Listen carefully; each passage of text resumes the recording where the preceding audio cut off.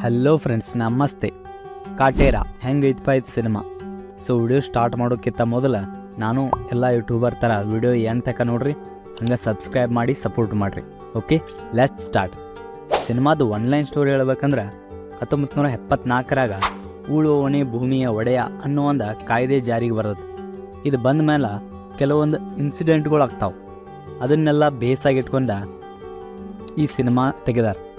ಭೀಮನಹಳ್ಳಿ ಅಲ್ಲಿ ಒಬ್ಬ ಜಮೀನ್ದಾರ ದೇವರಾಯ, ಅದ ಹಳ್ಳಿ ಒಳಗಡೆ ಕುಲುಮೆ ಕೆಲಸ ಮಾಡೋ ಕಾಟೇರ. ಈ ಕಾಯ್ದೆ ಜಾರಿಗೆ ಬಂದ ಮೇಲೆ ಈ ಹಳ್ಳಿ ಒಳಗಡೆ ಏನೇನಾಯಿತು ಅದನ್ನೆಲ್ಲ ಈ ಪಿಕ್ಚರ್ ನೋಡಿದ್ರೆ ಗೊತ್ತಾಗ್ತದ. ಸಿನಿಮಾದಾಗ ದರ್ಶನ್ ಅವ್ರದ 2 ಶೇಡ್ ಕ್ಯಾರೆಕ್ಟರ್ಗಳು ತೋರಿಸಿದಾರೆ. ಅದರೊಳಗೆ ಒಂದು ನಾರ್ಮಲ್ಲ, ಒಂದು ವಯಸ್ಸಾಗಿರೋ ಪಾತ್ರ ಐತಿ. ಆ ವಯಸ್ಸಾಗಿರೋ ಪಾತ್ರದಾಗ ದರ್ಶನ್ ಅವರ ಪರ್ಫಾರ್ಮೆನ್ಸ್ ಭಾಳ ಬೆಸ್ಟ್ ಮಾಡಿದ್ದಾರೆ.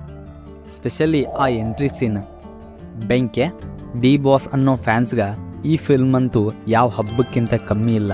ಯಾಕಂದ್ರೆ ಒಂದು 2-3 ಇಯರ್ಸ್ದಾಗ ಈ ಥರ ದರ್ಶನ್ ಅವ್ರ ಸಿನಿಮಾ ನೋಡಕ್ಕೆ ಸಿಕ್ಕಿದ್ದ ಕಡಿಮೆ.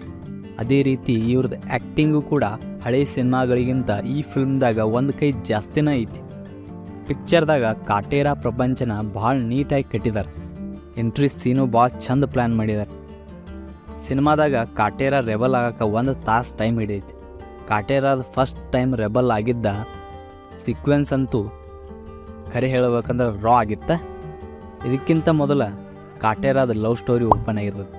ಸ್ಪೆಷಲಿ ಈ ಮೂವಿದಾಗ ಹೈಲೈಟ್ ಆಗೋದು ಏನಪ್ಪ ಅಂದ್ರೆ ಡೈಲಾಗ್ಸ್ ಏನು ಬರೆದಾರಪ್ಪ ಮಾಸ್ತಿ ಅವರ. ಒಂದೊಂದು ಡೈಲಾಗ್ ಸಿಚುವೇಶನ್ಗೆ ತಕ್ಕಂಗೆ ಅದಾವ. ಮತ್ತು ಡೈಲಾಗ್ಸ ಹೀರೋಗೆ ಮಾತ್ರ ಸೀಮಿತ ಆಗದ ಎಲ್ಲ ಪಾತ್ರಗಳಿಗೂ ಡಿವೈಡ್ ಆಗಿದಾವೆ. ಸೆಕೆಂಡ್ ಹಾಫ್ದಾಗ ಹೋಗಿ ಸಿನಿಮಾ ಎಮೋಷ್ನಲ್ ಆಗ್ತದೆ. ಫಿಲ್ಮ್ದಾಗ ನೆಗೆಟಿವ್ ಅಂತ ಏನಿಲ್ಲ, ಬಟ್ ಕ್ಲೈಮ್ಯಾಕ್ಸ್ದಾಗ ಹೋಗಿ ರೈತರ ಮೇಲಿರೋ ಸ್ಟೋರಿನ ಎಲ್ಲೋ ಒಂದು ಕಡೆ ಬೇರೆ ಕಡೆ ಶಿಫ್ಟ್ ಆಗ್ತದೆ.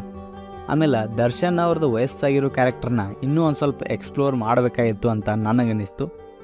ಫಿಲ್ಮ್ ನೋಡಿ ಬಂದಿರಲು ನಿಮಗೆ ಹೆಂಗನ್ನಿಸ್ತು ಕಮೆಂಟ್ದಾಗ ತಿಳಿಸಿ. ವಿಡಿಯೋ ಇಷ್ಟ ಆದರೆ ಲೈಕ್ ಮಾಡಿರಿ, ಸಬ್ಸ್ಕ್ರೈಬ್ ಮಾಡಿ ಸಪೋರ್ಟ್ ಮಾಡಿರಿ. ಓಕೆ, ನೆಕ್ಸ್ಟ್ ವಿಡಿಯೋದ ಸಿಗೋಣ. ಅಲ್ಲಿವರೆಗೂ ಬಾಯ್.